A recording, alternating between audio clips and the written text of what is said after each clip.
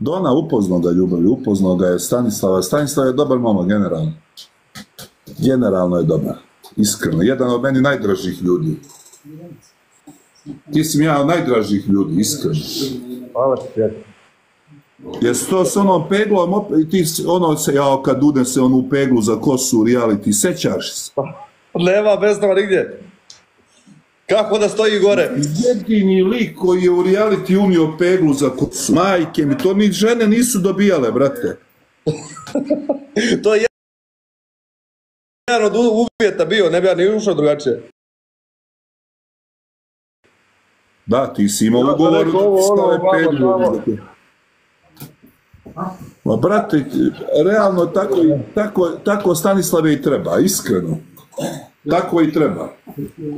Jebi ga, ti si rekao svoje, ti si svoje rekao, ili s peglom za kosu, ili s da, vidjeli smo Stani.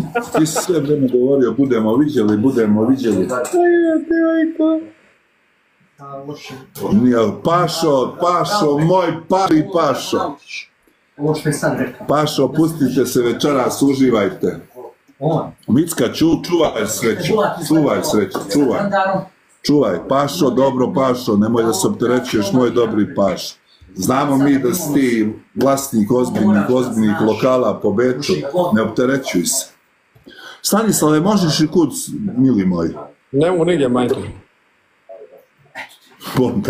Dona. Zato što sam vidio sad... Brate, znaš kako sam djevojku upoznao? Da je... Razumeš sad? A? Ovo je tako. Ne mogu ti opisati to, Stanislave. Ozbiljno ti kažeš. Pa neka da, ali neka... Stanislave, gdje su ti, molim te, ti bauštelci, Stanislave? Možeš i kud... Nema nikoga. Pa daj čovječe, zašto ih plaćaš, zašto rade kod tebe, Stanislave? Moram sad svima, ujutru već čuješ. Dobri, pas furios. Ujutru kad dođu na posao, reći svi TikTok morate instalirati. I ja kad se najavim da igram, morate me gurat. Da, ali brate, moraš Rolex skinuti. Unem ti se, Stanislave, moraš Rolex skinuti. Pa gdje čovječe da ti vidi neko Rolex na ruci, brate? Veruj mi, kad si na TikToku Rolex, tu ništa. Kaj si ti kraj, ne? Kad ulaziš? Gdje, brate? Unutra. Sad kad sam upoznao ovu djevojku, nikada. Ne, a? Mislim, ne znam, jedino ako me bude podržavala i kaže ja sam uz tebe. Sad idemo shvatiti onda, a? Preko živi. Preko, a? 32 godine. Odavno tako nešto nisam sreo. Nema zabavati. Odavno.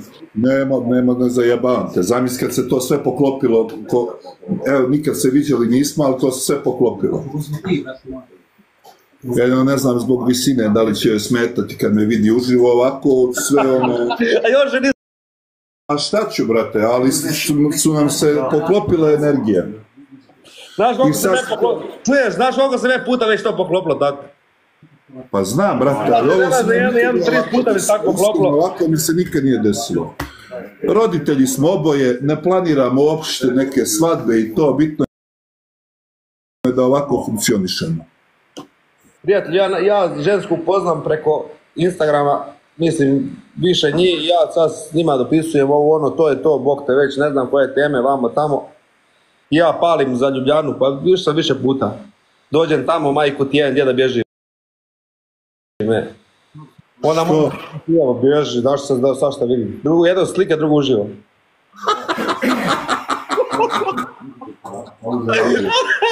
Veli čovjek, ne ide reality, veli, dupla se curu, sad kad dođe šta je ovo, majku ti jebe. Joj, slušaj ti ovo, brate, znaš ti kad sam ja igrao u Novi Sad, košarku, kad sam još igrao profesionalno i izašli mi posle neke utakmice, pobedili, to ti nisam pričao. Pobedili mi, brate, izašli u Novi Sad i sad tu sjedimo u klubu nekom i kaže ovaj drug, tamo sviđa mu se neka djevojka, znaš. I ja rekao ništa, završit ću ti, ja popio malo, odem ja tamo, pričam ja sa njom, ja njoj kažem odakle si ovo, ne spominjem druga. Ali poslije toga vidim neku tu što, isto tu, ono, vidim nikakva, ono, nešto, ba nismo ni vi sad da kažeš neke ljepote, da se razumijemo, Stanislave, ni ja, ni ti, brate, da se, ma daleko bilo, ti tebe krasi to tvoje zmijsko telo, to je te vadi dosta, mene ajde malo ovako da se razumijemo, brate, nismo neke ljepote. I ja, brate, to i što je bila tu neka dva zuba, ja njoj kažem, sviđaš se mom drugu, dao ti je broj. Brate, ona ti ga je zvala sutra, Kvast moj dobri, zvala ga je sutra, javila mi se, on je otišao da se vidi sa njom u Đardinu, u Novi Sad. A ona odlikle, ono, s autom u Njemačkoj, ja. Manko moj dobri.